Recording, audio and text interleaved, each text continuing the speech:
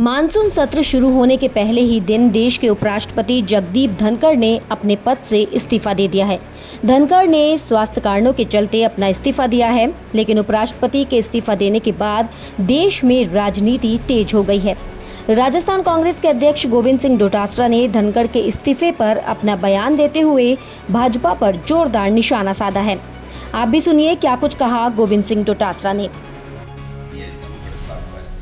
हमारे सबके लिए बहुत ही चौंकाने वाला भी है और विश्वास नहीं हो रहा है कि माननीय धनखड़ साहब स्वास्थ्य कारणों से इस्तीफा दे रहे हैं। हालांकि उनका जो रेजिग्नेशन आया है वो स्वास्थ्य कारणों को बताया गया, लेकिन आप समझ सकते हैं कि पूरे दिन राज्यसभा का संचालन करना और उसके बाद में 23 तारीख को उनका जयपुर में कार्यक्रम होना और महीने में 20 दिन उनके टूर होते रहते थे, तो ऐसे में अचानक इस तरीके का इस्तीफा आना एक तरीके से जो संकेत दे रहा है कि जो कुछ दिनों से उन्होंने अपनी बातें स्पष्ट रूप से मीडिया के माध्यम से किसी प्रोग्राम के माध्यम से कहना शुरू किया था, वो कहीं न कहीं भारतीय जनता पार्टी हाईकमान को नागवार गुजरा।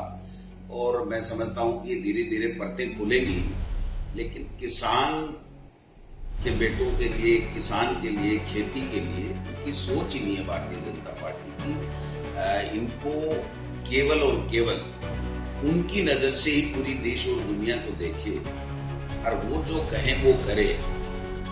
मैं समझता हूं कि वो धनखड़ साहब नहीं कर पाए और ये जो हम आज देख रहे हैं कि उनका इस्तीफा हो गया है। राजस्थान में भी ऐसा हुआ था, काम कराया और फिर पद से हटाया, और अभी भी राष्ट्रपति जी भी जो इस्तीफा हुआ है, मैं समझता हूं कि ये काफी कुछ से कलैयां खोलेगा और नई बीजेपी बन रही है जिसमें हम दो, हमारे दो, इसके अलावा कोई नहीं। अपना विवेक अगर किसी ने इस्तेमाल कर लिया तो उसको अंजाम भुगतना पड़ेगा। ये जो नया ट्रेंड चला है ये डरावना है, ये लोकतंत्र के लिए, देश के लिए, संविधान के लिए, सबके लिए खतरा है। इसलिए जब परतें खुलेंगी तो मैं समझता हूँ कि सारी चीजें स्पष्ट होंगी। लेकिन ये एम्स का बुलेटिन नहीं है, एम्स हॉस्पिटल का कोई बुलेटिन नहीं है कि धनखड़ साहब अब एक दिन भी कुर्सी पे नहीं बैठ पाएंगे, बोल नहीं पाएंगे। ये उनका जो दर्द है वो एक शालीनता के साथ में उन्होंने अपने रेजिग्नेशन में लिखा है, लेकिन ये हमें सोचने को मजबूर करेगा पूरे देश के लोगों को कि जब धनखड़ साहब ने ये बोला कि विपक्ष दुश्मन नहीं होता है और उसको सहजता से लेना चाहिए, उसका सम्मान करना चाहिए। अगर विपक्ष कुछ भी नहीं है, हम ही हैं, हम कहें तो सही, तो ये तो घमंड है।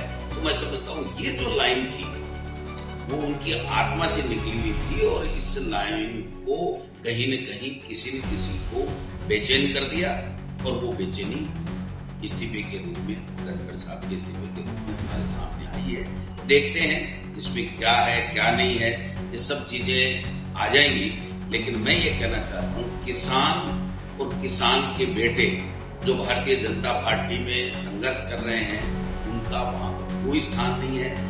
केवल और केवल यूज एंड थ्रो जो काम है वो देश में चल रहा है भारतीय जनता पार्टी की तरफ से। ये किसान परिवारों के लिए ठीक नहीं है, किसान कम्युनिटी के लिए ठीक नहीं है। इसलिए हम सबको सोचना पड़ेगा कि वो क्या रहा है। ठीक है, उन्होंने माना है कि भाई मेरा स्वास्थ्य ठीक नहीं है। आज हम मान सकते हैं कि स्वास्थ्य ठीक नहीं है, लेकिन एक न एक दिन सच्चाई आएगी कि वास्तव में स्वास्थ्य ठीक नहीं है या इनका जो विवेक है, जो अपना इस्तेमाल करने लगे हैं, उनसे किसी दूसरों का स्वास्थ्य बिगड़ रहा है। ये सब चीजें क्या इसको किसी राजनीतिक वरिष्ठ नेता जो भाजपा के हैं उसको खुश करने के लिए भी माना जा सकता है? नहीं, देखिए, किसी को आप इंसल्ट करके किसी को खुश करो, ऐसा नहीं हो सकता। मेरा ऐसा मानना है कि देश में सत्ता में तीसरी बार बीजेपी है, तो उनको इस तरीके से किसी को खुश करने के लिए किसी को इंसल्ट करे, ये बात नहीं है। बात और कोई बड़ी है जो धीरे धीरे सामने आएगी तब पता चलेगा। लेकिन मैं ये कह सकता हूँ, हम बराबर कहते रहे हैं कि जिस किसी ने भी भारतीय जनता पार्टी में अपने विवेक का इस्तेमाल किया विपक्ष को सम्मान दिया, संविधान को सम्मान दिया, तो उसका हासिल यही हुआ है। मैं समझता हूँ कि आगे नई बीजेपी पनप रही है जो देश के लिए डरावनी है।